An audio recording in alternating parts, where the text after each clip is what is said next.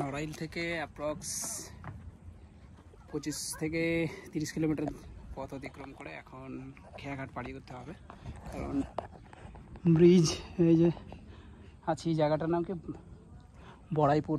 তো এখানে ব্রিজ হয়েছে, নদীর মাঝখানে অর্ধেক আর ব্রিজ নেই, তারপর আবার বাকি ওদিকে ব্রিজ আছে ওই যে। তো এখানে খেয়ার ব্যবস্থা আছে নৌকো। আমি একা, আর কোনো প্যাসেঞ্জার নেই, একাই আছি সাইকেল। বাকি প্যাসেঞ্জার আসার পরে হয়তো ছাড়বে। আর মামুন ভাই এসেছিল, মামুন ভাই আমায় ছাড়লো, ছেড়ে দিয়ে ওই যে সেখানে দাঁড়িয়ে আছে।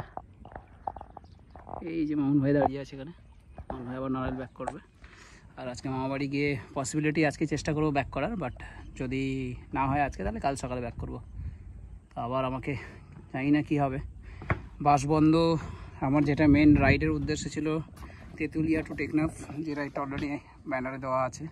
তো তেঁতুলিয়া জানি না যাওয়া সম্ভব হবে কি না, কারণ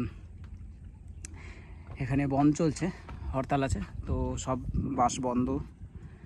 তেঁতুলিয়ার বাস অনেক চেষ্টা করছে মামুন ভাই যে কোনোভাবে যদি যাওয়া যায়, কিন্তু কোনো মতে পসিবল হচ্ছে না, অনেক চেষ্টা করেছে।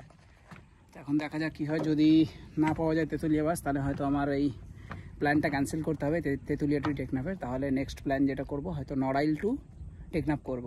তো নড়াইল টু টেকনাফ করে আবার ব্যাক কলকাতা, এই প্ল্যানটা হতে পারে ইনকেস বাস না পেলে। আর